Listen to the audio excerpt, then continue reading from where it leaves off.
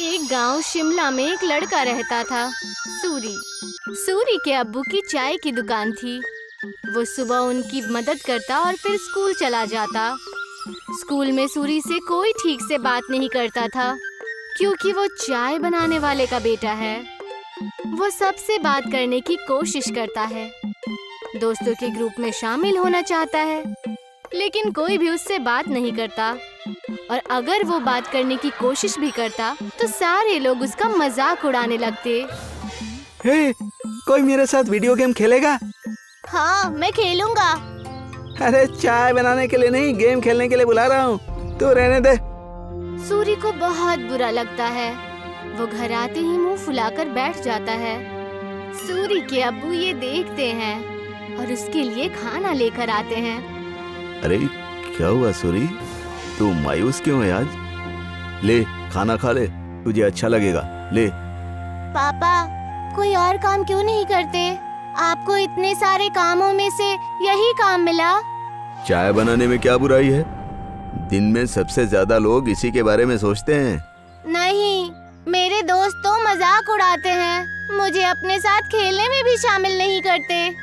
बोलो कौन सा खेल खेलना है, अभी खेलते हैं। आपके साथ नहीं, उनके साथ खेलना है। ये कहकर वो वहाँ से चला जाता है बिना खाना खाए। सूरी के अब्बू को ये देखकर बहुत बुरा लगता है कि उनकी वजह से उनके बच्चे के दोस्त बहुत दूर जा रहे हैं। उसके पिताजी चाय बनाने के साथ दूसरा काम भी ढूंढने लगते हैं। वहीं स्कूल में बच्चों को ट्रिप पर ले जाने का प्रोग्राम बनता है। कुछ दिन बाद आप सभी बच्चों को एक जंगल ट्रिप पर ले जाया जाएगा। सभी बच्चे उसी तैयारी के साथ आएंगे। सारे बच्चे खुश हो जाते हैं। सूरी घर आकर ये बात अपने अब्बू को बताता है। पापा, मुझे स्कूल की तरफ से जंगल की ट्रिप पे ले जाया जा रहा है। मुझे जरूरी सामान पैक करके दे दीजिएगा। अरे वाह, ये तो बहुत अच्छी बात है। अपने सामान में एक छोटा बर्तन जरूर लेकर जाना, वहाँ अगर कुछ पकाना हो तो काम आ सकता है, ठीक है? जी पापा, जरूर। और हाँ, तुम्हें एक और बात बतानी थी। मैं नई नौकरी ढूंढ रहा हूँ। तुम्हें अब अपने दोस्तों के सामने शर्मिंदा नहीं होना पड़ेगा और वो तुमसे बात भी करेंगे। सच पापा? हाँ। सूरी खुशी से पिताजी के गले लग जाता है। कुछ दिन बाद उस जंगल ट्रिप पर जाने का दिन आ जाता है। सब उस जंगल में पहुंचने के बाद ट्रैकिंग शुरू कर देते हैं। मैं सबको 4 ग्रुप में बांटूंगा, जिसमें एक लीडर भी होगा। वो सब एक साथ में रहेंगे और अपना काम करेंगे। सब अपने लीडर की बात मानेंगे, समझ गए ना? सब अपना बैग लेकर ट्रैकिंग शुरू करते हैं। अरे किसको लीडर बना दिया? इसको तो चाय के अलावा कुछ नहीं आता। सब हंसने लग जाते हैं। सूरी को बहुत बुरा लगता है। कुछ दूर चलने के बाद वो थक जाता है। चलो यहाँ रुक जाते हैं, थोड़ा खा पी भी लेते हैं। बाकी सभी मान जाते हैं और रुक जाते हैं। नहीं, हम नहीं रुक सकते। अगर हम रुके तो लेट हो जाएंगे और कुछ ही देर में अंधेरा भी होने वाला है। लो, लीडर बना दिया तो अब हम पे हुक्म चला रहा है। नहीं, हम नहीं चलेंगे। तुझे जाना हो तो जा, हम थोड़ा नाश्ता करने के बाद ही ट्रैकिंग शुरू करेंगे। तू जा। सूरी के मना करने के बाद भी वो वहीं रुकते हैं, लेकिन फिर भी सूरी उन्हें नहीं छोड़ता और उनके साथ वहीं रुक जाता है। कुछ ही देर में टीचर और बाकी के बच्चे आगे निकल जाते हैं और वो वहीं रह जाते हैं। थोड़ी देर आराम और नाश्ता करने के बाद वो अपनी ट्रैकिंग शुरू करते हैं, लेकिन जल्द ही सूरज डूब जाता है और अंधेरा हो जाता है। अरे ये तो अंधेरा हो गया, अब तो रास्ता भी समझ में नहीं आ रहा। बाकी बच्चे भी डरने लग जाते हैं। कुछ ही वक्त में ऐसा मोड़ आ जाता है जहाँ से रास्ता पता करना मुश्किल हो जाता है और उन्हें वहीं ठहरना पड़ता है। अब तो मुझे भी रास्ता नहीं पता। मेरे ख्याल से हमें आवाज लगानी चाहिए। तुरंत ही वो चारों टीचर और अपने क्लास के विद्यार्थियों को आवाज लगाते हैं, लेकिन बात नहीं बनती। हाँ, टीचर, टीचर, अरे कोई हमें सुन रहा है? हम खो गए हैं, कोई है? सब चिल्लाते हैं लेकिन कोई भी जवाब नहीं आता। लगता है हम बहुत पीछे रह गए हैं। हमें आगे का रास्ता नहीं पता, इसीलिए हमें यहीं रुक जाना चाहिए। हो सकता है अगर आगे गए तो रास्ता भटक जाएं।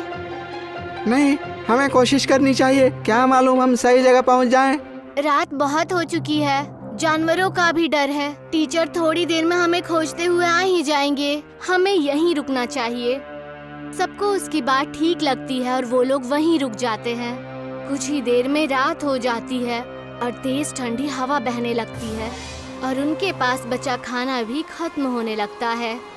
हाँ, अब तो हमारा खाना भी खत्म हो जाएगा और पानी भी खत्म हो जाएगा।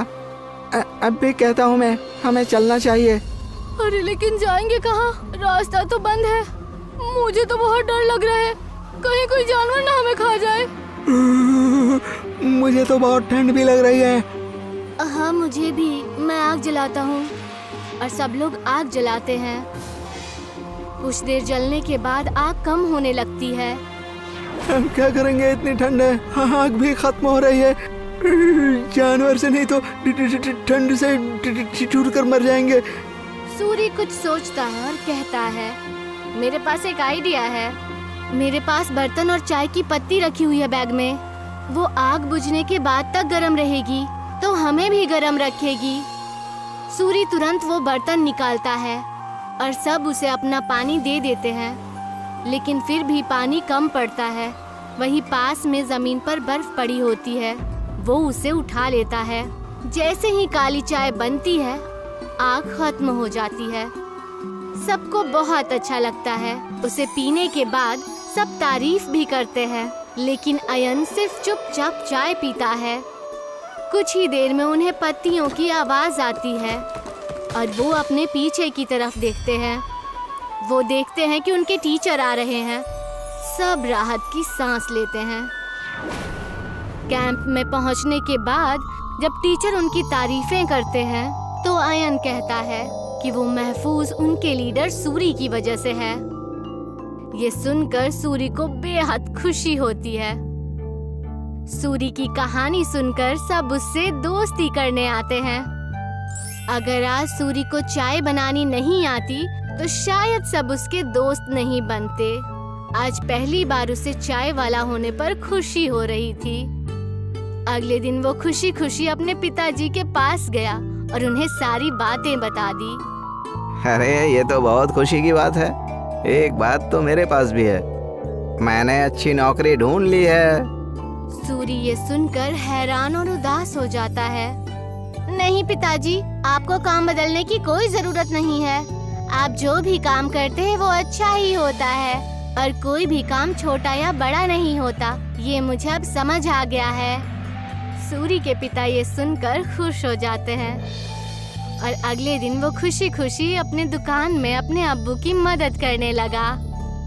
और जैसे ही वो स्कूल पहुंचा तो सब उससे मिलकर उससे बातें करने लगे और उसके साथ खेलने लगे।